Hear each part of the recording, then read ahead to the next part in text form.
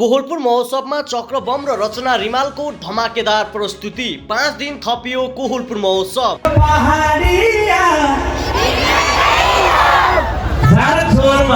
बाँकेको कोहलपुरमा जारी कोहलपुर महोत्सव चर्चित कलाकारहरूको दमदार प्रस्तुतिले थप उत्सवमय बनेको छ। महोत्सवको विशेष दिन लोकप्रिय गायक चक्र बम र चर्चित गायिका रचना रिमालको प्रस्तुतिले महोत्सव स्थल दर्शकले खचाखच भरिएको थियो। स्टेजमा उक्लिन साथ चक्र बमको ऊर्जाशील प्रस्तुति, आत्मीय व्यवहार र देउडा गीतले दर्शकलाई त नचायो साथसाथै अतिथिलाई पनि नचाएको थियो। रचना रिमालका हिट गीतमा दर्शक झुम्दै साथ दिएका थिए। ताली, हुटिङ र नाराबाजीले माहौल तातेको थियो। कलाकारहरूको प्रस्तुतिले महोत्सवलाई थप ऐतिहासिक बनाएको आयोजकको भनाइ छ। महोत्सवमा उपस्थित भएका चर्चित हास्य व्यङ्ग्य कलाकार राजा राजेन्द्र पोखरेलले दर्शकलाई हाँस्न बाध्य बनाएका थिए। महोत्सवको 10औं दिन मोडल करिश्मा शाही लगायत स्थानीय कलाकारहरूको प्रस्तुतिले समेत दर्शकलाई भरपूर मनोरञ्जन प्रदान गर्यो।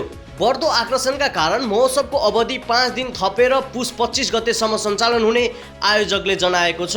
महोत्सवको 11औं दिन शनिबार गायक बद्री पङ्गिनी, गायिका प्रीति आले, एमटी महर तथा मोडल टिका जैसीको विशेष प्रस्तुति रहने जानकारी दिइएको छ। चर्चित कलाकार र विविध कार्यक्रमका कारण कोहलपुर महोत्सव क्षेत्रकै आकर्षक साङ्गीतिक गन्तव्य बन्दै गएको छ।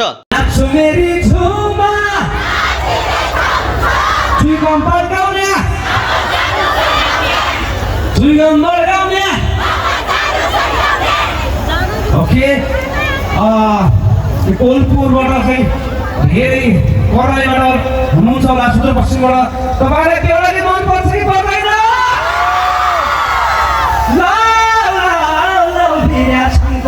पश्चिमेली चेलो अन्तिम त देउडा खेल्नेछु। नाचौँ। चाहको होटल बोलाउँला। ओके, ओ मेरी भाउजू